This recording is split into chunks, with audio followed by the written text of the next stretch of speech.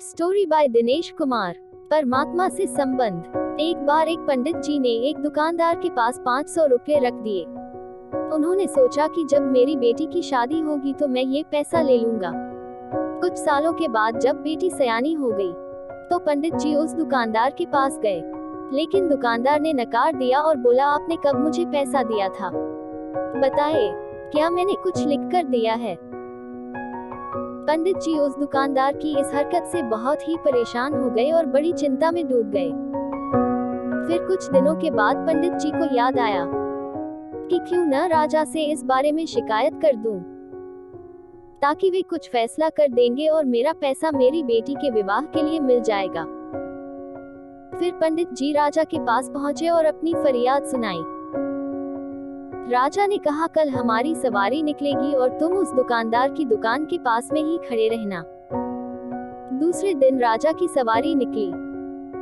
सभी लोगों ने फूलमालाएं पहनाई और किसी ने आरती उतारी। पंडित जी उसी दुकान के पास खड़े थे। जैसे ही राजा ने पंडित जी को देखा तो उसने उन्हें प्रणाम किया और कहा, गुरु जी, आप यहाँ कैसे? आप तो हमारे गुरु हैं। आइए, इस बग्घी में बैठ जाए। वो दुकानदार यह सब देख रहा था। उसने भी आरती उतारी और राजा की सवारी आगे बढ़ गई। थोड़ी दूर चलने के बाद राजा ने पंडित जी को बग्घी से नीचे उतार दिया और कहा, पंडित जी, हमने आपका काम कर दिया है, अब आगे आपका भाग्य। उधर वो दुकानदार यह सब देखकर हैरान था कि पंडित जी की तो राजा से बहुत ही अच्छी सांठ गांठ है, कहीं वे मेरा कबाड़ा ही न करा दें। दुकानदार ने तत्काल अपने मुनीम को पंडित जी को ढूंढ कर लाने को कहा। पंडित जी एक पेड़ के नीचे बैठकर कुछ विचार विमर्श कर रहे थे। मुनीम जी बड़े ही आदर के साथ उन्हें अपने साथ ले आए।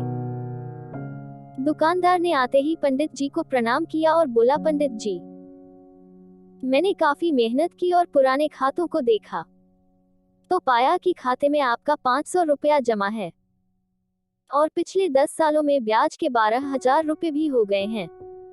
पंडित जी, आपकी बेटी भी तो मेरी बेटी जैसी ही है, अतः 1,000 रुपया आप मेरी तरफ से ले जाए और उसे बेटी की शादी में लगा दीजिए।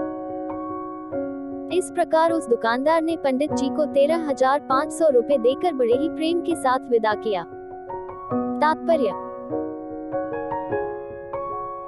जब मात्र एक राजा के साथ संबंध होने भर से हमारी विपदा दूर जो जाती है, तो हम अगर इस दुनिया के राजा यानी कि परमात्मा से अपना संबंध जोड़ लें, तो हमें कोई भी समस्या, कठिनाई या फिर हमारे साथ किसी भी तरह के अन्याय का तो कोई प्रश्न ही नहीं उत्पन्न होगा। अपने दोस्तों और रिश्तेदार तक जरूर शेयर करना।